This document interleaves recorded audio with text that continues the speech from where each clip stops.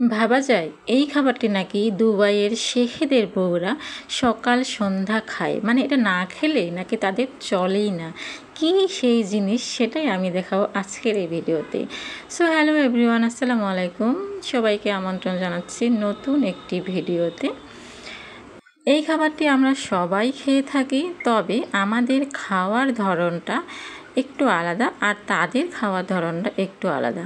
তো আমার মনে হয় যে কোনো খাবার আলাদা আলাদাভাবে ডেকোরেশন করলে বা আলাদাভাবে রান্না করলে সেটা কিন্তু আলাদা একটা টেস্টও পাওয়া যায়। সেটা দেখার জন্যই আজকে আমি এই জিনিসটা ট্রাই করলাম। তো আপনাদের সঙ্গে গল্প করতে করতে আমি কিন্তু চুলায় পট বসিয়ে দিয়েছি এবং পানিও দিয়ে দিয়েছি। তারপরে এখানে আমি চা পাতা দিলাম। আমি এখানে দুধ চা বানাবো। হয়তো আপনারা ভাবতেছেন যে রেসিপি বানাতে যেয়ে আমি চা বানাইতে চলে গেলাম কেন। আসলে এই রেসিপির সঙ্গে চায়ের কিন্তু ওতপ্রোতভাবে একটা সম্পর্ক আছে, যার কারণে তো যেহেতু দুধ চা বানাবো এই কারণে লিকারটা একটু বেশি করে দেওয়া লাগবে। আর এখানে দিয়ে দিলাম 1 কাপ দুধ। এখন চাটাকে পুরোপুরিভাবে ফুটিয়ে একটা ঘন চায় তৈরি করব, মানে দুধ চা যেরকম ঘন হলেই ভালো লাগে সেভাবে চাটাকে আমি রান্না করতেছি। তো এইদিকে চাটা ফুটতে থাকুক। চাটা বেশি করে ফুটলে কিন্তু খেতেও বেশি ভালো লাগে, মানে ঘন হলে ভালো লাগে। তো চাটা এদিকে হইতে থাকুক আর এইদিকে আমি ব্রেড নিয়েছি, পাউরুটি। তো ব্রেডে আমি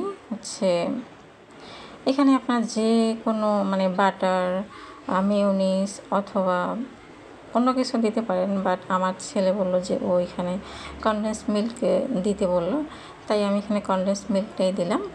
তো আপনারা চাইলে বাটার দিতে পারেন, সেক্ষেত্রে আরও বেশি টেস্ট আসবে। এই ফাঁকে আমি ব্রেডটাকে রেডি করে রাখলাম আর চাটা আমার মোটামুটি হয়ে গেছে।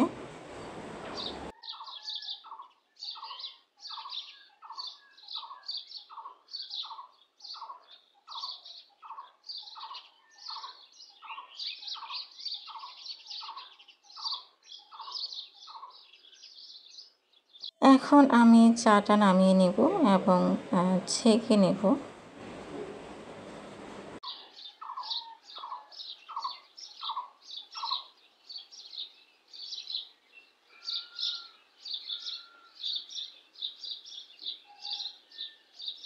এক কাপ চা ছেঁকে নিয়েছি। এখন ওই যে ব্রেডটা রেডি করে রেখেছিলাম সেই ব্রেডের উপরে আমি চাটাকে ঢেলে দিলাম।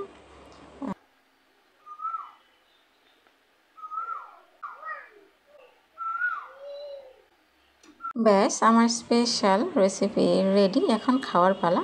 খেয়ে দেখলাম মাশাআল্লাহ অনেক মজা হয়েছে। আর একটা জিনিস বুঝতে পারলাম, যে কোনো খাবার আলাদা আলাদাভাবে খেলে কিন্তু সেটা টেস্টটাও আলাদাই আসে।